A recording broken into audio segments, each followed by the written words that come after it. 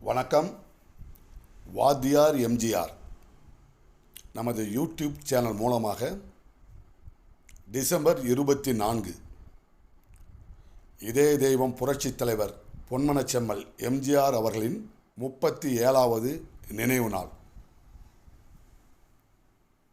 1987 December மாதம் 24ஆம் நாள் இந்த மண்ணுலகை விட்டு மறைந்தாலும் மக்கள் மனங்களிலே இன்றும் மகத்தான மனிதராக, ஒப்பாரும் மிக்காரும் இல்லாத தலைவராக ஒளி வீசி மக்கள் மனங்களிலே வலம் வந்து கொண்டிருப்பவர்தான் நம் புரட்சித் தலைவர் பொன்மனச்செம்மல் எம்ஜிஆர் அவர்கள்.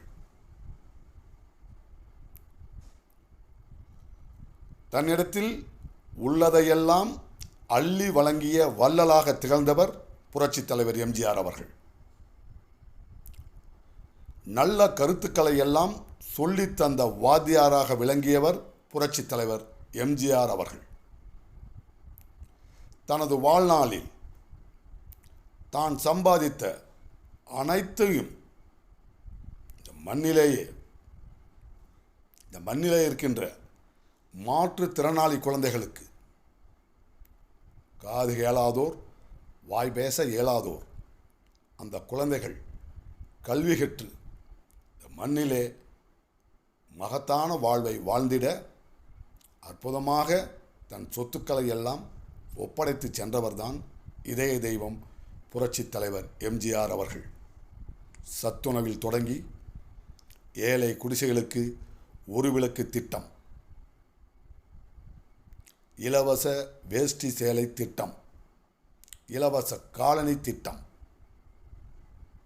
இலவசமாக பல்பொடி வழங்கும் திட்டம், மாணவர்கள் சுகாதாரமாக விளங்க வேண்டும் என்பதற்காக நல்ல நல்ல திட்டங்களை கொண்டு வந்தவர்தான் நம் இதய தெய்வம் புரட்சித் தலைவர் எம்ஜிஆர் அவர்கள்.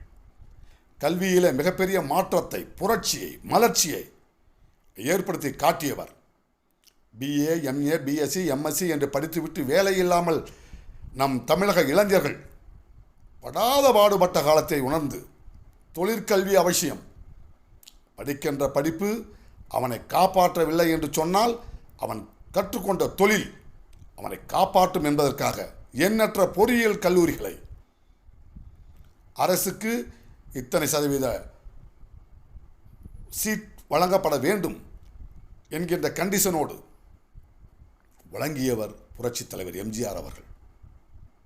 இன்னும் அவர் தொடர்பாக பல்வேறு கருத்துக்களை அடுத்தடுத்த காணொளிகளில் பதிவு செய்கிறேன் என்று கூறி, ஓங்கட்டும் புரட்சித் தலைவர் எம்ஜிஆர் அவர்களின் புகழ் என்று கூறி உங்களிடமிருந்து விடைபெறுகிறேன். நன்றி, வணக்கம். வாழ்க தமிழ், வெல்லட்டும் தமிழ்.